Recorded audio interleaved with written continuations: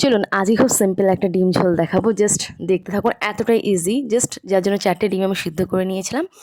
আর সবজির মধ্যে যেগুলো কেটে রেখেছি, ধনিয়া পাতা কুচি কুচি করে নিতে হয়েছিল, একটা মাঝারি সাইজের টমেটো, 2টা মাঝারি সাইজের পেঁয়াজ এবং 2 থেকে 3টে কাঁচা লঙ্কা ভালো করে কুচি কুচি করে নেওয়ার পরে সেগুলো রেখে দিয়ে গরম তেলের মধ্যে ডিমগুলোকে একটু কেটে কেটে দিতে হবে যাতে ভিতরে মশলা যায়। ডিমগুলো লবণ আর হলুদ দিয়ে একটু হালকা করে ভেজে নিতে হবে 2 থেকে 3 মিনিটের মধ্যে। তারপরে সেই তেলের মধ্যেই আর একটু তেল প্রয়োজন হলে অ্যাড করে যে সমস্ত পেঁয়াজ, কাঁচা লঙ্কা এবং টমেটো একটু লবণ দিয়ে ভালো করে নাড়াচাড়া করে আদা রসুনের পেস্ট দিয়ে দিতে হবে এবং তারপরে ওর মধ্যে সমস্ত ড্রাই মশলা ধনে গুঁড়ো, জিরে গুঁড়ো, লঙ্কা গুঁড়ো, হলুদ গুঁড়ো এবং পরিমাণ মতো লবণ আর জল দিয়ে ভালো করে নাড়াচাড়া করলে যখনই তেল উঠবে তখনই ভেজে রাখা ডিমগুলো দিয়ে একটু সুন্দর করে নেড়েচেড়ে পরিমাণ মতো জল দিয়ে একদম একটু বলক ওঠা পর্যন্ত ওয়েট করে ব্যাস কেটে ধনিয়া পাতা আর একটু মিট মশলা আর গরম মশলা লাস্ট ফিনিশিংয়ে নামিয়ে জাস্ট রেখে দিতে পারেন। তারপরে গরম ভাতে পরিবেশন করতে পারেন, দারুণ লাগে।